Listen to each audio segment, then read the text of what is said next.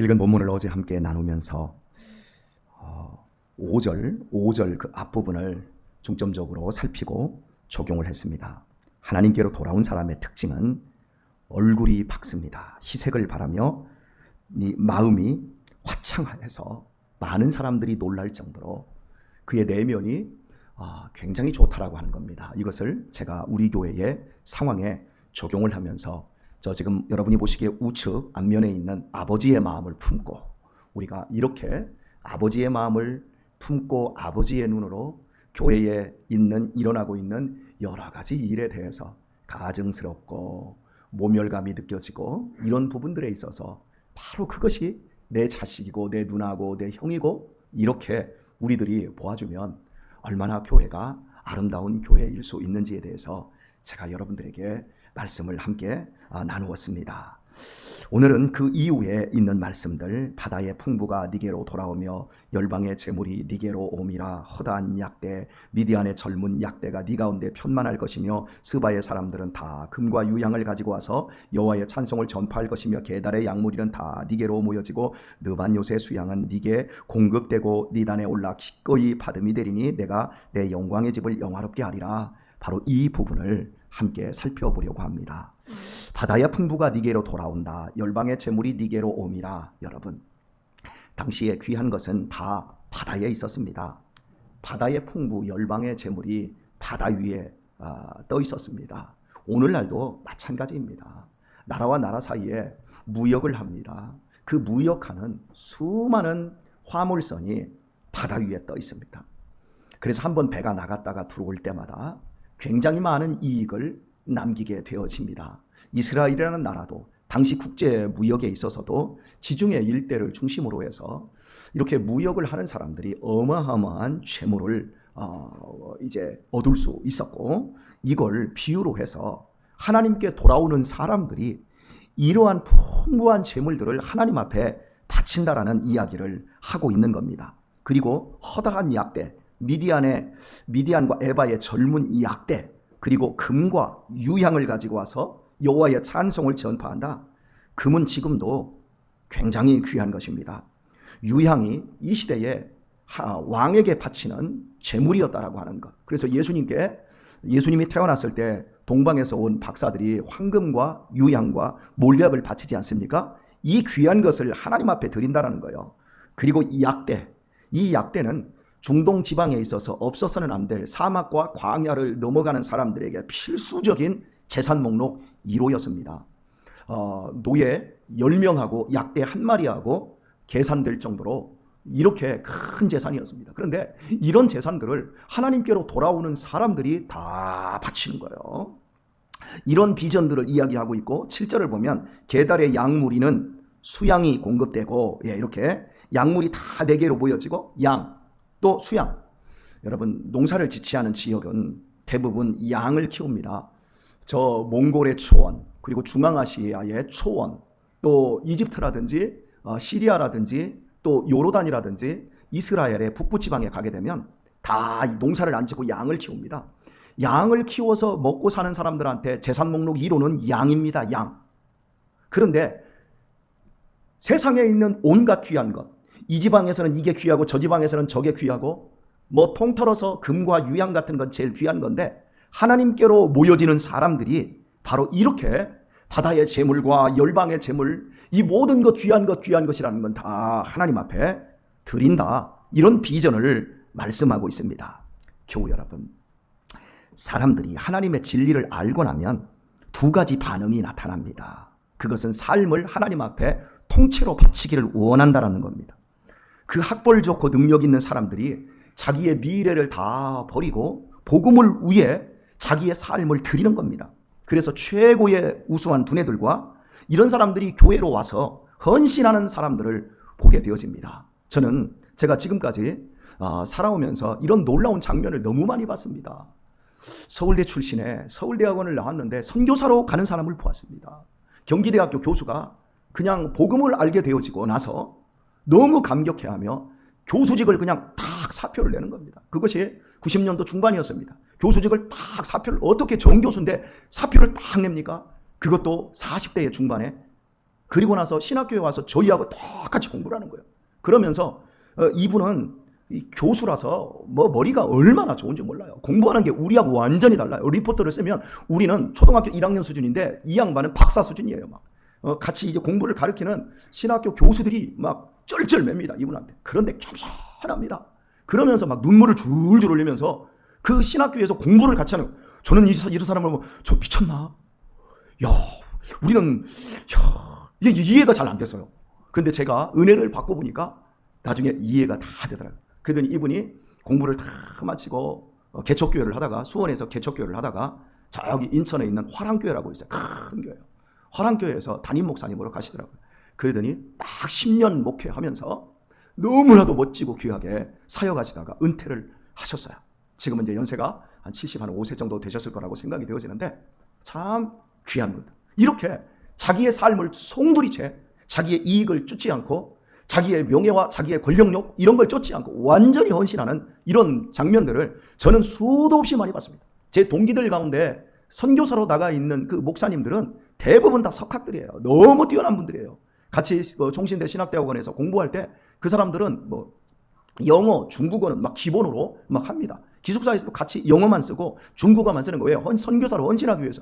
근데 이 사람들이 세상에 나가면 너무 대접을 받고 너무 귀하게 자기들의 인생을 그냥 멋지게 쓸 수 있는 사람들이에요. 그런데 저 인도네시아 밀림에 들어가 있어요.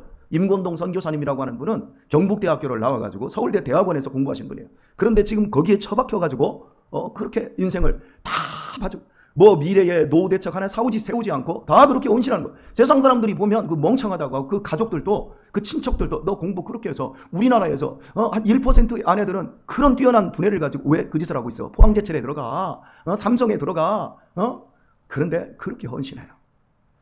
참 그 모습을 보면 세상 사람들은 이해하지 못하지요. 이렇게 복음을 진짜로 만난 사람들은 인생을 통째로 바뀌어요.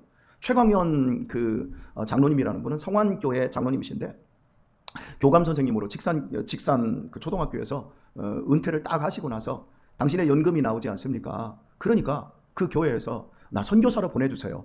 그리고 나서 자비량으로 사모님하고 함께 키르기즈스탄으로 갔어요. 키르기즈스탄으로 가서 시골 마을에 들어가서 당신의 그 평생 받은 그 뭡니까 이 퇴직금을 자식들에게 한 푼도 주지 않고 거기 가가지고 시골 마을에서 자기 돈으로 땅을 사고 자기 돈으로 벽돌을 부어서 학교를 짓고 유치원을 지어서 아이들을 불러 모아서 한글을 가르치고 그 아이들에게 복음을 전하는 이 삶을 살기 시작한 지가 벌써 16년입니다. 이렇게 편안하게 살 수 있음에도 불구하고 이렇게 시니어까지 헌신하는 분들이 참 많아요. 여러분 이렇게 제가 선을 굵은 이야기만 했지만 여러분들도 우리 교회에서 믿음 생활하면 이렇게 하시는 것들을 보면 이 양반이 이렇게 참 천하고 이렇게 무시받고 이렇게 생색도 나지 않는 이런 일을 할 만한 분이 아닌데 이렇게 헌신하는 그런 것들을 보면 그냥 우리의 삶에 있어서 통째로 하나님 앞에 드리고 있는 그 복음의 영광을 제가 제 눈으로 보게 되었습니다. 자, 두 번째 복음을 만난 진리의 복음을 알고 난 사람의 두 번째 반응은 자신의 이익을 구하지 않고 하나님의 영광을 위해 사용한다는 겁니다.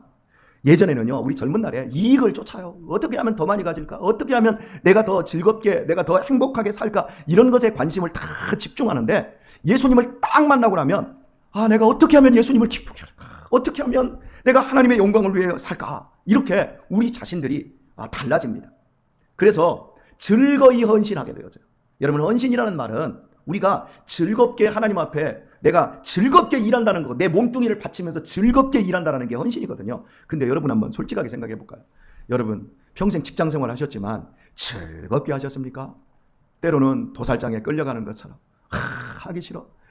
억지로 막 해야 되잖아. 왜요? 목구멍이 포도청이고 가족의 생계를 져야 되고 그러니까 안 입고 힘들고 욕먹고 오해받아도 여러분이 참을 때가 얼마나 많습니까?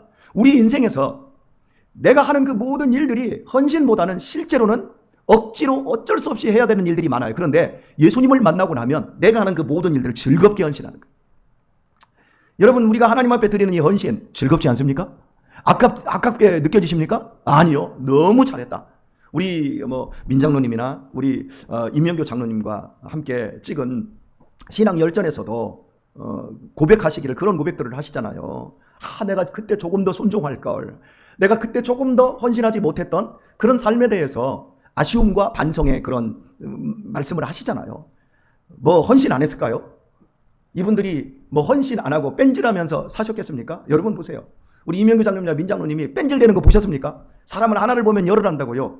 지금 이분들이 살아가고 있는 삶의 방식을 보십시오. 그 책임감과 그 성실성의 그 우수함을 여러분은 여러분의 모습으로 다 보십니다. 그럼에도 불구하고 내가 헌신하지 못했다라고 하는 거. 그러니까 헌신하는 사람에게는 내가 부족하게 느껴지고 헌신하지 않는 사람에게는 내가 이 교회 와서 내가 이런 정도 대우밖에 못 받아? 항상 서운하게 느껴지고 자기 자신을 챙기는, 자기 자신의 이익과 자기 자신을 먼저 챙기려고 하는 그런 쪽으로 나가게 되어지는 거예요. 그러니까 소크라테스가 얘기하는 것처럼 내가 현명하다고 하는 사람들을 보았는데 그들은 알지도 못하면서 자기가 안다고 생각하고 있고 그러면서 남을 가르치려고 한다. 그러나 나는 알지도 못하고 내가 알지도 못한다는 것을 나는 알고 있다.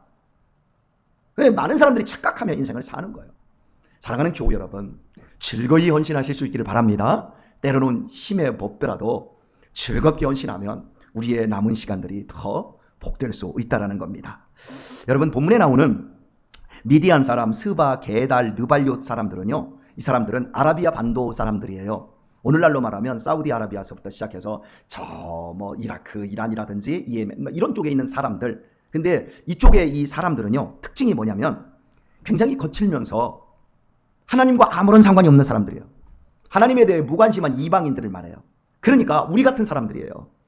선택받은 이스라엘 백성들을 중심으로 보면 그 주변의 사람들은 모두 이방인들이고 그들은 하나님에 대해서 아무것도 모르고 하나님에 대한 관심조차 없는 사람들입니다. 그런데 이런 사람들이 은혜를 받더니 뭐라고 얘기하고 있냐면 찬송을 전파하는 사람들, 찬송을 가르치는 사람들, 이렇게 말하고 있어요.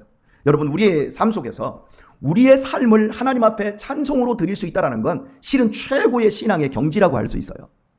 기쁠 때만 찬송하는 게 아니라 슬플 때도 찬송하고, 내가 인생의 절망과 고난 가운데 아무것도 보이지 않는데 내 노래에서 내 마음에 한 노래 있어 늘 즐겁게 찬송 노래하네, 이 찬양 있잖아요.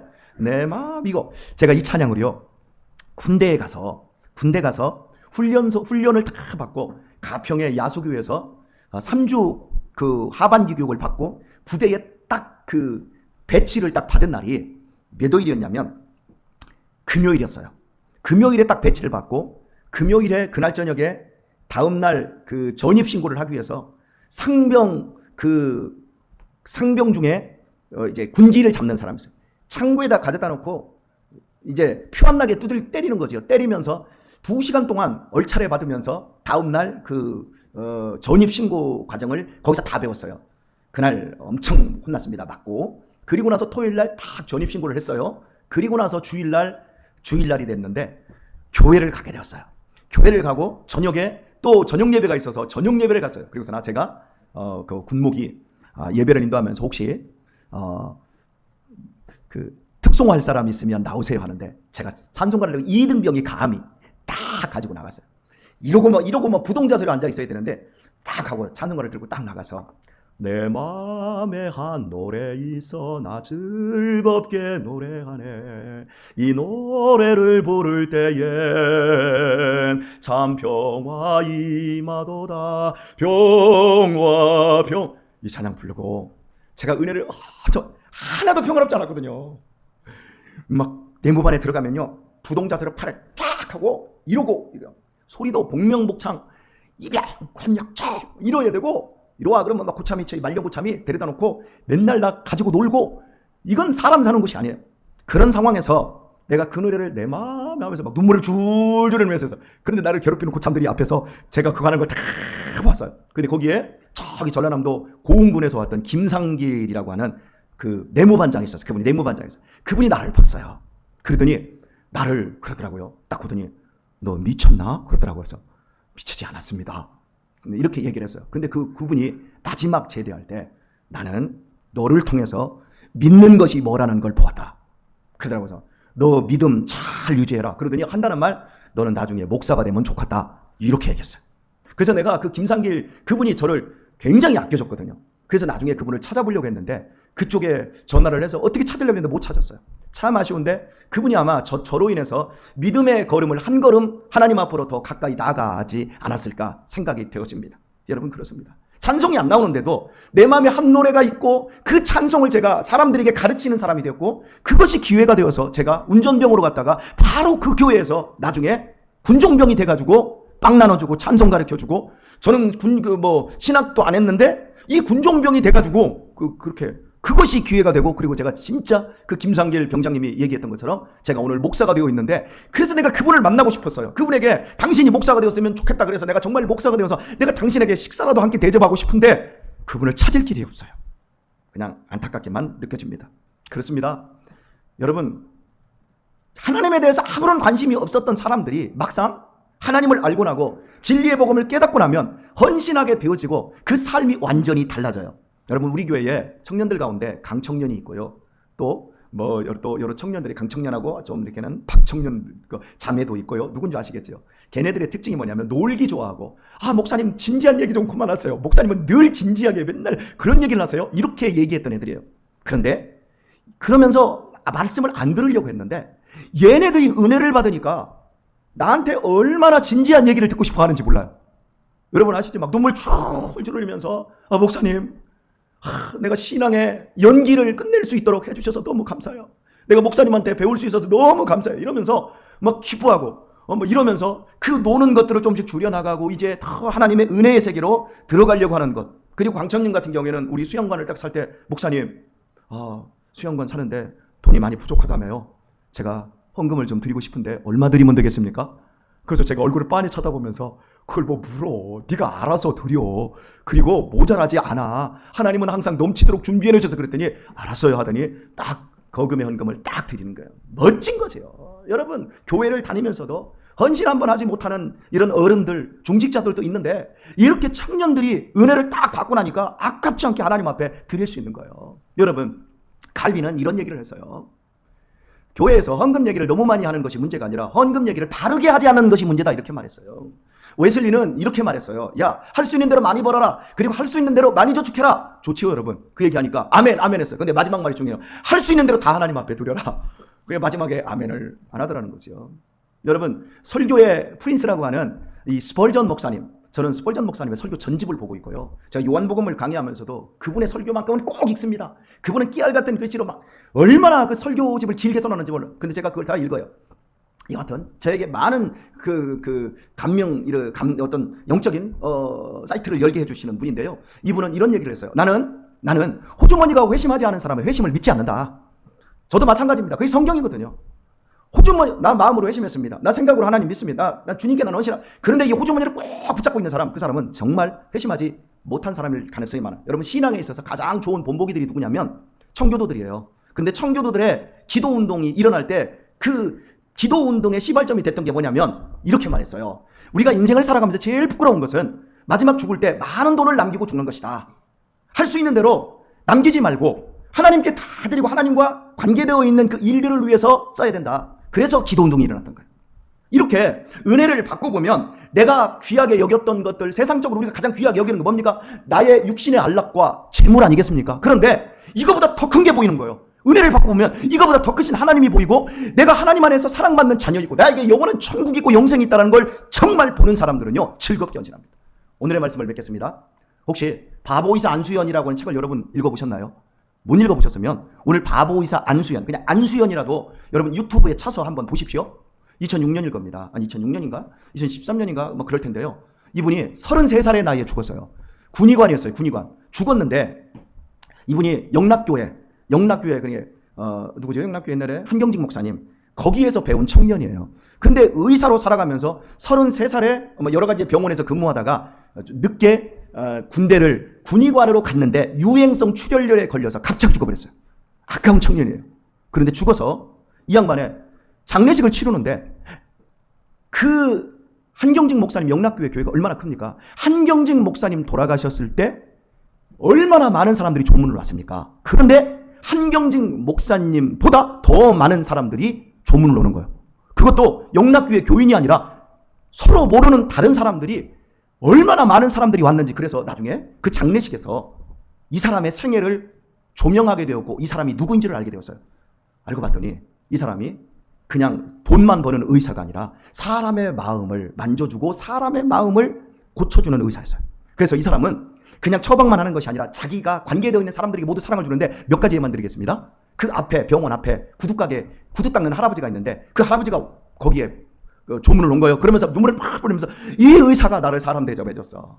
나한테 구두 닦을 것도 없는데 와가지고 아저씨 추우시지요. 그러면서 너무 과하게 나한테 돈을 쥐어줬어. 그리고 세탁하는 병원에서 세탁하는 아줌마가 왔어요. 아줌마가 와가지고 이분은 내가 지나다닐 때 아주머니 천천히 하세요. 쉬면서 하세요. 어디 아프신 데는 없어요 하면서 영양제도 챙겨주시면서 이렇게 나한테 그 세탁실 한 구석에서 내 손을 잡고 아주머니 예수님 믿으세요 하며 손잡아주며 모든 사람을 이런 식으로 병원 의사들이 월급 올려달라고 파업할 때 환자 진료 안 할 때 이 사람은 나는 사람을 보는 게 아니라 나는 하나님을 두려워하는 사람입니다. 그러면서 내 앞에 죽어가는 환자들이 있는데 내가 어떻게 환자들을 목줄을 잡고 내가 내 밥그릇 싸움을 하겠습니까 하면서 이렇게 투쟁했던 그러면서 사람들에게 계속해서 의사하면서 왕따 당하고 했던 이런 분. 그러니까 예수님을 만나고 나면 우리의 삶을 33살인데도 불구하고 그 100년의 인생을 산 사람보다 더 많은 사람들에게 복음을 전하고 그 부유함을 나눠줄 수 있는 인생이 되더란 말이지요. 오늘 우리의 인생 속에서 우리가 찾아야 될 것이 무엇일까요? 바로 이 비전이 우리의 사람들 속에서 이루어지는데 오늘날 젊은이들, 오늘날 믿는 사람들이 그냥 돈 있으면 여윳돈 있으면 주식이나 하려고 하고 놀러 나가려고 하고 부동산이나 하려고 하고 그러니까 우리의 삶이 이렇게 피폐해지고 이렇게 멍청해지고 이렇게 힘들어지는 거 아닌가 싶어요. 오늘 우리의 삶에서 우리가 즐거이 헌신할 수 있는 기회를 하나님이 주신 이 삶을 아름답게 가꾸시고 여러분의 남은 인생의 날 동안에 오늘의 이 비전이 삶에서 열매 맺을 수 있기를 우리 주 예수님의 이름으로 축원드립니다.